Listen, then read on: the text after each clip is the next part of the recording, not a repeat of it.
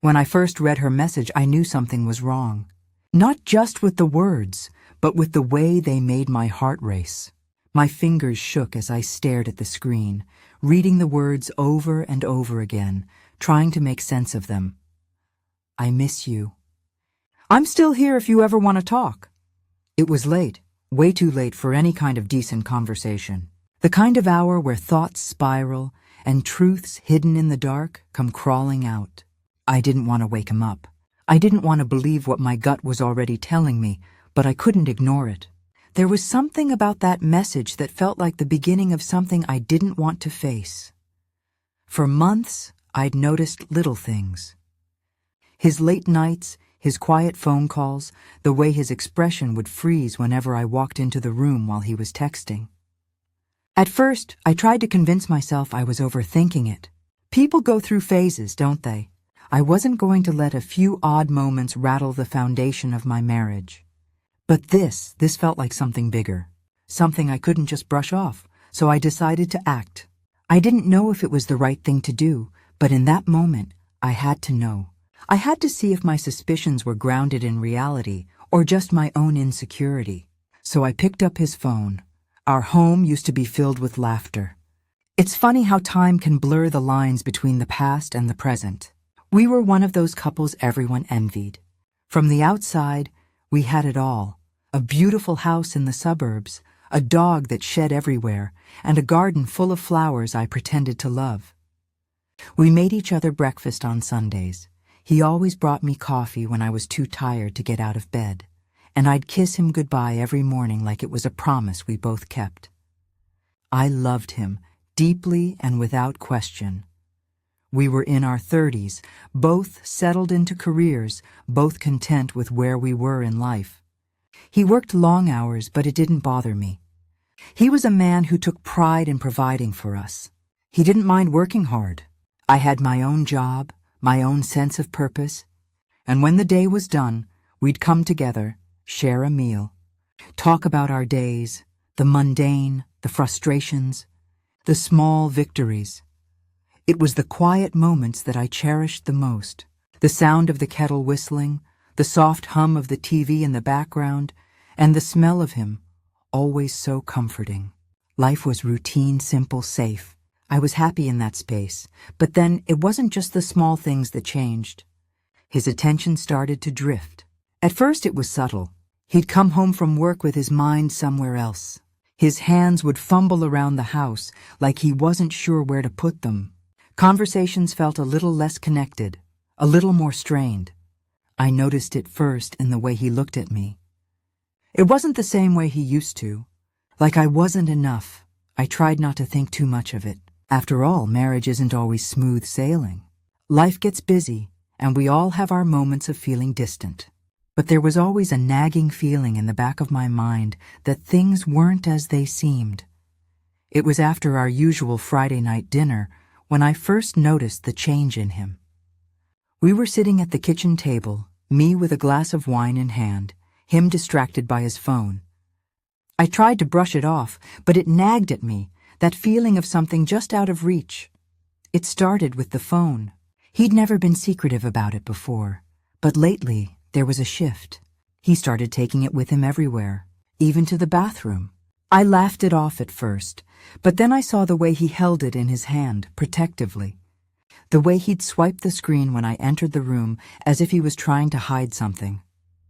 And there was the silence when I asked him what he was doing.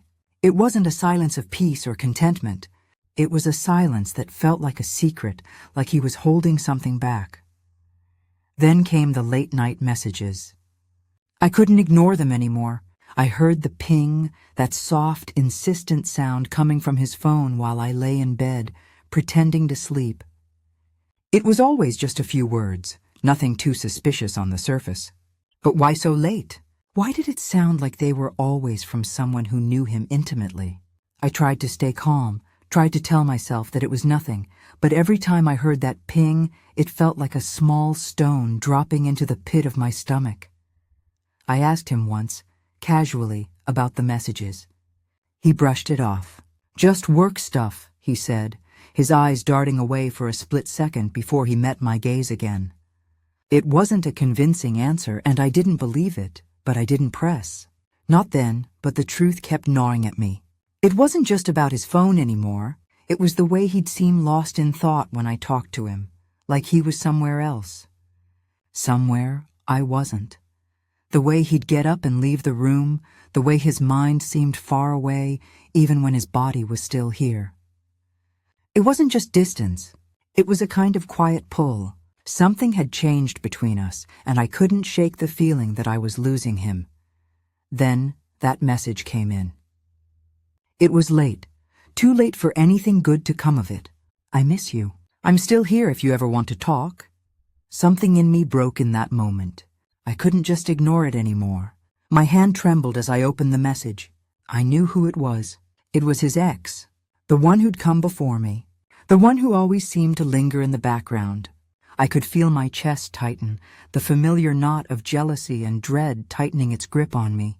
I'd always trusted him. I'd always believed he'd chosen me. But this was different. This wasn't some innocent message. It wasn't just a friendly check-in. I could feel the weight of it, the hidden longing beneath the words. She was still there, still waiting. I didn't know what to do, but I couldn't just stand by anymore. So I made a decision I never thought I'd make. I hadn't planned it, not really. But in that moment, everything felt so clear. I had to know. I had to see it for myself. So I picked up his phone. I didn't hesitate. I just unlocked it with the familiar swipe of his fingerprint. It felt wrong, almost like I was crossing a line I couldn't undo, but the need to know outweighed everything else. My fingers shook as I opened the message. It wasn't just one message from her. There were dozens. Hundreds even. Most were short, simple. I miss you.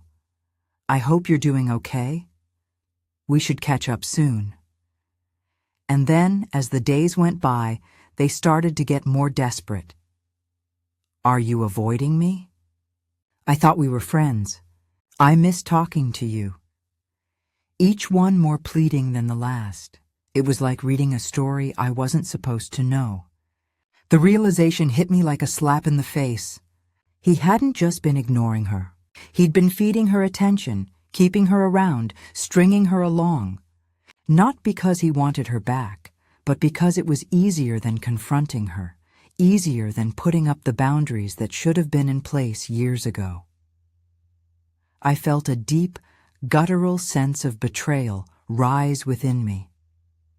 The hurt wasn't just in the messages, it was in the silence between us. It was in the absence of trust, the invisible distance that had crept into our marriage. It was in the realization that I had been living beside someone who had been living a double life. Not with someone else, but with someone from his past, someone I had no chance against. I felt a mixture of anger and sadness. And somewhere deep in that confusion, a tiny spark of something else, a plan, a way to turn the tables. I thought about it for a moment, and then I did something I never thought I'd do. I replied to her message, not as me, but as him. I typed his name at the top of the screen, hit send, and in a calm, controlled voice I wrote, I miss you too. I've been thinking about you a lot. I wasn't sure if it was the right thing to do. I wasn't even sure what I hoped to accomplish. But I had to know just how far this had gone.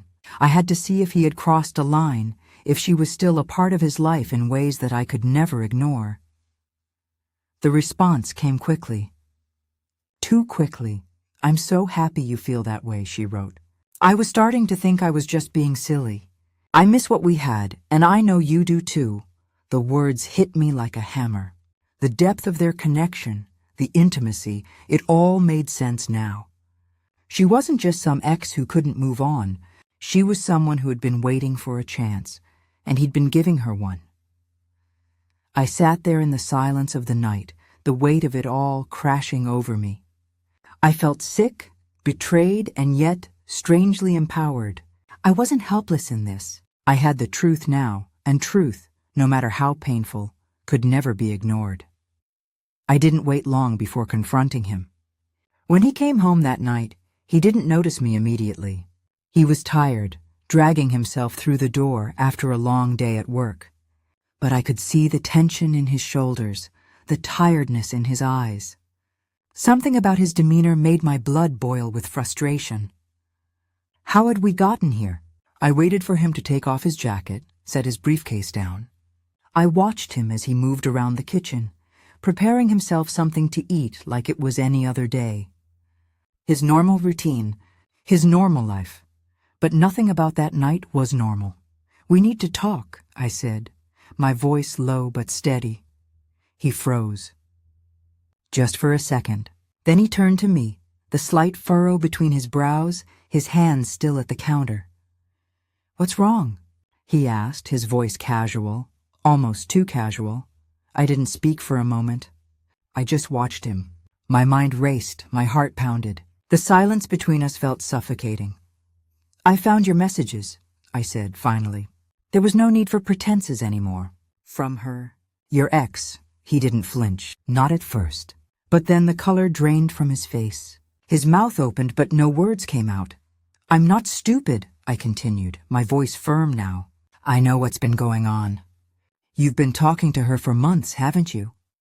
His face twisted, and for the first time, I saw a flicker of something other than guilt in his eyes. It was fear. Fear of being caught. Fear of facing the consequences of his actions. He opened his mouth to speak, but I raised my hand, silencing him. "Don't," I said quietly. "Don't try to justify it. I've seen enough." I could hear the sound of my own voice, steady but full of pain. This wasn't just betrayal. This was everything we had built together, falling apart in a single breath. He swallowed hard, but instead of apologizing, he tried to explain. "It wasn't what you think. She's just... We were friends and..." "No," I interrupted, shaking my head. "No more excuses. This wasn't just friendship.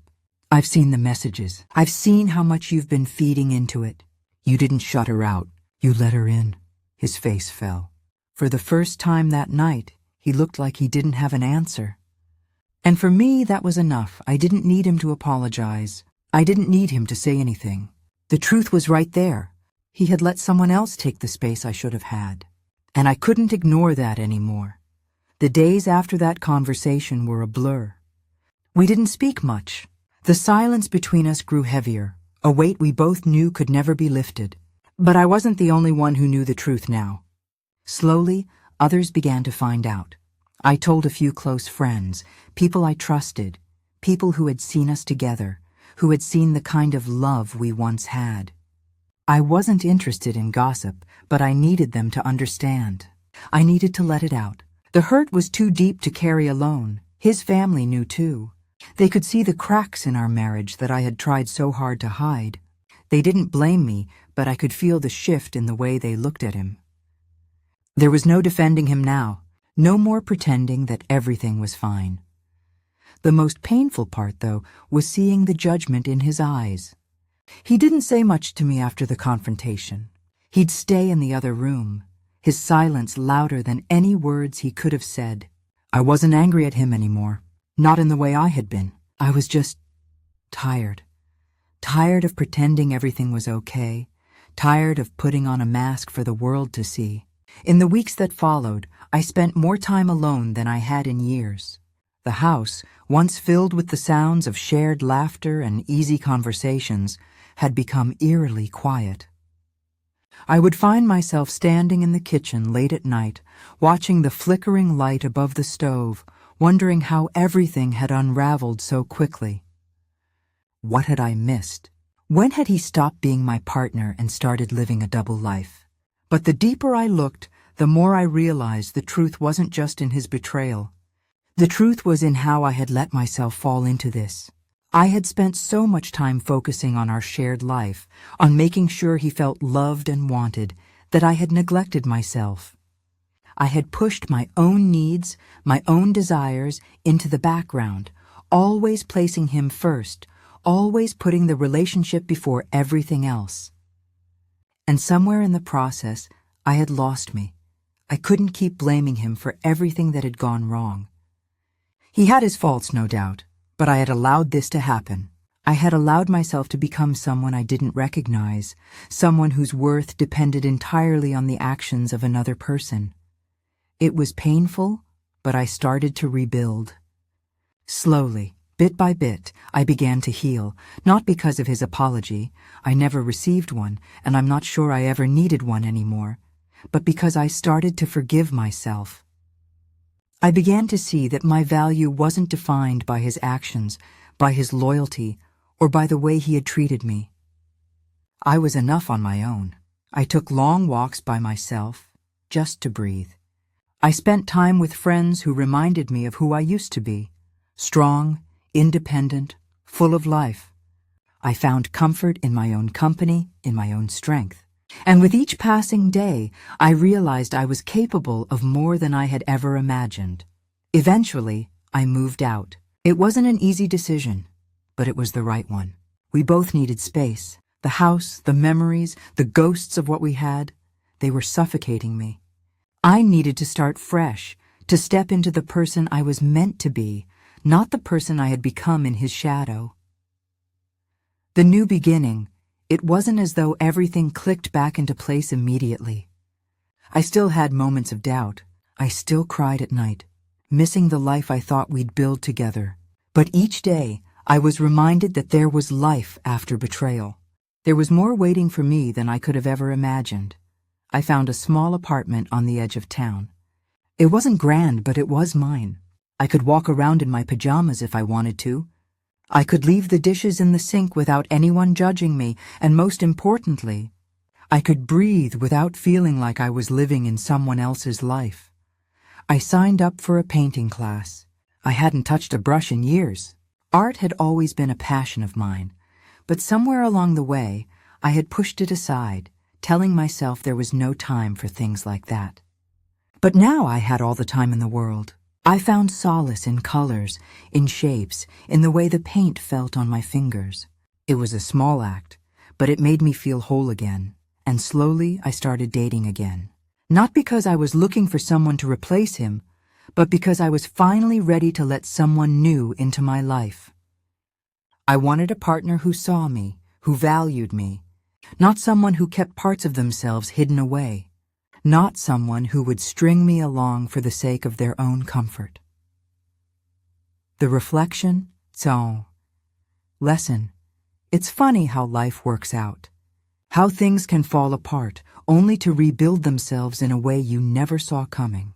I've learned that betrayal is not just about the other person's actions. It's about how you react, how you choose to move forward, to reclaim your power, to find your worth when everything feels broken.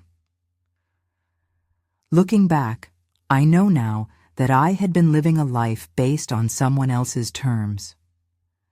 I had been a wife, a partner, a companion, but somewhere along the way I forgot to be myself. I forgot to live for me. I let his actions define my happiness, my self-worth, and in doing so, I allowed myself to disappear. But that was then. This is now. There's no magic formula for healing, no easy way out. But I've learned that the most important relationship I have is the one I have with myself. I've learned that my happiness doesn't depend on anyone else, not even him. I'm enough on my own, and no matter what happens next, no one can take that from me. I can stand tall now, knowing that I have the strength to face whatever comes my way. I have my dignity, my respect, and my peace of mind. I've learned that healing isn't linear. It's messy, it's painful, but it's also incredibly beautiful when you realize that the end of one chapter is just the beginning of another. As I sit here, reflecting on everything that has transpired, I can't help but think about how much I've learned about life, about love, and most importantly, about myself. Healing, I've come to realize, isn't just about putting things back together after they break. It's about understanding that the pieces can be remade into something stronger, something more meaningful. You see, I always thought that life had a blueprint, that if I did all the right things, loved enough, gave enough, showed up enough, I would be rewarded with happiness and stability. But life doesn't follow blueprints. It surprises you, throws you into storms, and then asks you to find your own way out. Through the hurt, through the betrayal, I found something I didn't even know I was missing. Myself. I found my voice again. I found the courage to say, "This is my life, and I get to decide what it looks like." Now, I don't say this to sound like some grand philosopher or someone who has it all figured out. I'm still learning every day, but the most important lesson I've learned is that I'm not defined by what others do to me. I am defined by how I choose to respond. I am defined by my strength, my resilience, and my ability to keep moving forward, no matter what. So I ask you, how do you define yourself? When everything is stripped away, when the world feels like it's falling apart, what do you have left? The answer lies within you, just like it lies within me. It's about reclaiming your peace, your dignity, and your self-worth. It's about knowing that no matter how much you've been hurt, you still have the power to rebuild, to start again. If you're going through something similar, if you've ever been betrayed, remember this. You are not alone. There is a community here, a group of us who have walked through the fire and come out stronger. You are stronger than you think, and you deserve love, not just from others, but from yourself. So what about you? Have you found your strength in the face of heartbreak? Have you learned to rebuild after betrayal? I would love to hear your thoughts, your stories, your reflections. Share them in the comments below.